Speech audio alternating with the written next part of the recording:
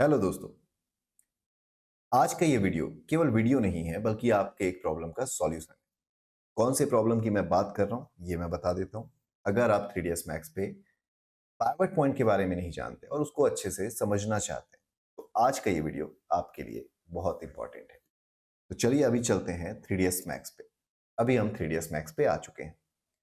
यहाँ पे मैं एक ऑब्जेक्ट क्रिएट कर लेता हूं, जैसे कि मैंने ले लिया टी पॉट। ओके, अब अगर आप इस टी पॉट को देखें तो इसमें आपको ये एरो दिखाई दे रहा है जिसे हम ऑलरेडी जानते हैं। पिछले वीडियो में मैंने बताया है कि ये आपका ट्रांसफॉर्म गिज्मो है और स्पेशली ये मूव टूल के बाद आपको ये मिलता है। वहीं अगर आप रोटेट टूल लें तो ये ट्रांसफॉर्म गिज्मो कुछ ऐसा दिखता है और स्केल टूल लेने पे ये कुछ ऐसा दिखता है। अब होता क्या है, अगर मैं इस ऑब्जेक्ट को स्केल करूं तो आप देखेंगे इसी पॉइंट से ये ऑब्जेक्ट स्केल हो रहा है। अगर मैं इस ऑब्जेक्ट को रोटेट करूं, इसी पॉइंट से वो ऑब्जेक्ट रोटेट हो रहा है। और अगर मैं ऑब्जेक्ट को मूव करूं तो इसी पॉइंट से ऑब्जेक्ट मूव हो रहा है। ठीक है। अब जिस पॉइंट की मैं बात कर रहा हूं इस पॉइंट को ही हम कहते हैं पावर पॉइंट। तो यहां तक हमने ये तो समझ लिया कि पावर पॉइंट होता क्या है और हम किसे कहते हैं। अब चलते हैं कि आपको अगर पावर पॉइंट के पोजीशन को बदलना है तो आप क्या करेंगे। अब आपको जाना होगा हायरार्की पैनल पे। हायरार्की पैनल पे आने के बाद आप देख सकते हैं यहाँ पे एडजस्ट पावर्ट का ऑप्शन है, यहाँ पे वर्किंग पावर्ट का ऑप्शन है, यहाँ पे एडजस्ट ट्रांसफॉर्म का ऑप्शन है और यहाँ पे स्कीम पोज का ऑप्शन है। फिलहाल आज की इस वीडियो में हम एडजस्ट पावर्ट के बारे में जानेंगे।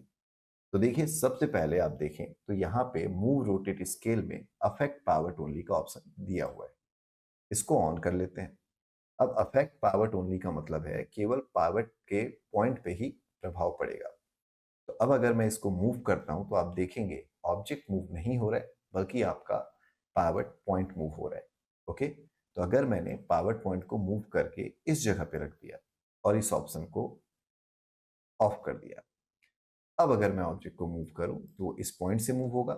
अगर मैं ऑब्जेक्ट को रोटेट करूं तो अगेन वो इस पॉइंट से रोटेट होगा और अगर मैं ऑब्जेक्ट को स्केल करूं तो वो इस पॉइंट से स्केल होगा।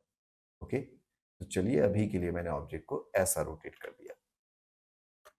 ठीक है, तो अभी हमने ये तो समझ लिया कि अफेक्ट पावर्ट ओनली बटन काम क्या करता है और कैसे करता है। अब चलते हैं अगले बटन पे जो है अफेक्ट ऑब्जेक्ट ओनली। तो अब अगर मैं इसको मूव करूं तो आप देखेंगे पावर्ट पॉइंट उसी जगह पे प्लेस है जहां पे वो है, फिक्स हो चुका है। और आप अपने ऑब्जेक्ट को इस तरीके से सेट कर सकते हैं जहां पे भी आपको एक्चुअल में पावर पॉइंट चाहिए। तो आप अफेक्ट ऑब्जेक्ट ओनली ऑन करके रखें। अब आप देखिए आपका पावर पॉइंट इस जगह पे है और रोटेशन भी इसी जगह से होने वाला है। तो ये तो हो गया अफेक्ट ऑब्जेक्ट ओनली। थर्ड जो बटन है ये है अफेक्ट हायरार्की ओनली। इसका यूज हम आगे देखेंगे जब मैं आपको हायरार्की के बारे में समझा दूंगा।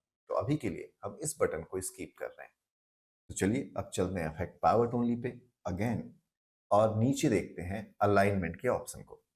तो अलाइनमेंट के में यहाँ पे जो ऑप्शन अवेलेबल है इसमें है centre to object, align to object और अलाइन टू वर्ल्ड। तो चलिए सबसे पहले मैं सेंटर टू ऑब्जेक्ट पे क्लिक कर देता हूँ। अब आप देखेंगे कि आपका पावर पॉइंट बिल्कुल ऑब्जेक्ट के सेंटर पे जा चुका है। तो ये यूजफुल है, अच्छे से समझ लें इसको। सेकेंड जो ऑप्शन है वो है अलाइन टू ऑब्जेक्ट। तो अगर मैं अपने पावर पॉइंट को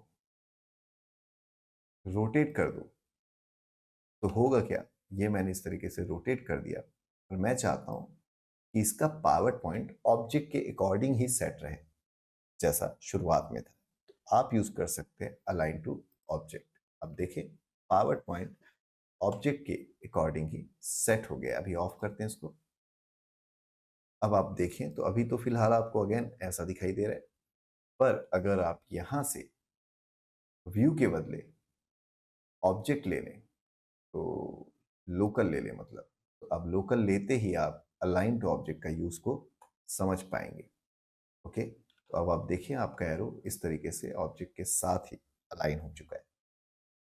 तीसरा जो ऑप्शन है इसको भी समझ लेते हैं, यह है अलाइन टू वर्ल्ड। तो इससे होगा क्या, आपका ऑब्जेक्ट वर्ल्ड के अकॉर्डिंग अलाइन हो जाएगा, यानी जैसा यहाँ पे आप देख रहे हैं उसी तरीके से आप देखेंगे आपका पाइवट पॉइंट सेट हो चुका है। तो दिस वन, ये जो है, this one is align to object and the another one is align to world. Okay, अब आपने ये भी समझ लिया। इसके बाद जो ऑप्शन है वो है रिसेट पाइवट, यानी अगर आपने गलती से पाइवट पे किसी भी टाइप का चेंज कर दिया और आप चाहते हैं कि आपका पाइवट पॉइंट शुरुआत में जैसा था, जिस जगह पे था, बाय डिफॉल्ट उसी जगह पे आके प्लेस हो जाए, तो आप यूज करेंगे रिसेट पाइवट पॉइंट का। तो फिलहाल अब आपका ये प्रॉब्लम सॉल्व हो चुका है। अब आप जान चुके हैं पाइवट पॉइंट होता क्या है। अगर हाँ तो यस कमेंट करें। अब आपने ये जान लिया है कि हायरार्की पैनल पे जाकर के आप अफेक्ट पाइवट ओनली का यूज कर सकते हैं। अगेन यस टाइप कर दें। और आपने ये भी जान लिया कि अफेक्ट ऑब्जेक्ट ओनली कैसे काम करता है।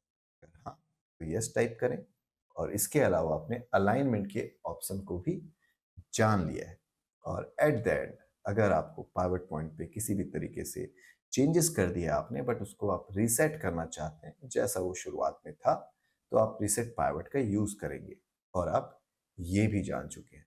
तो अगर आप इस चीज को अच्छे से समझ चुके हैं तो आपका प्रॉब्लम हो गया सॉल्व। इसी बात पे वीडियो को लाइक करें, कमेंट करें और मेरे फैमिली का मेंबर बनने के लिए यार आप इस चैनल को कर दें सब्सक्राइब।